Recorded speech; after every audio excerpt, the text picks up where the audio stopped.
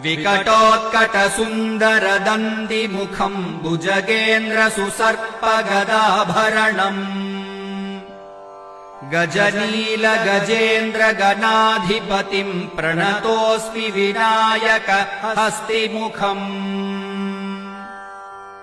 सुरसुरगणपतिसुन्दरकेशम् ऋषिगणपतियज्ञसमानम्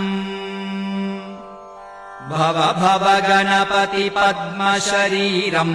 जय जय गणपति दिव्य नमस्ते गजमुखवक्त्रम् गिरिजापुत्रम् गणगुणमित्रम् गणपतिमीशप्रियम् करधृतपरशुम् कङ्कणपाणिम् कबलितपद्मरुचिम् सुरपतिवन्द्यम् सुन्दरनृत्यम्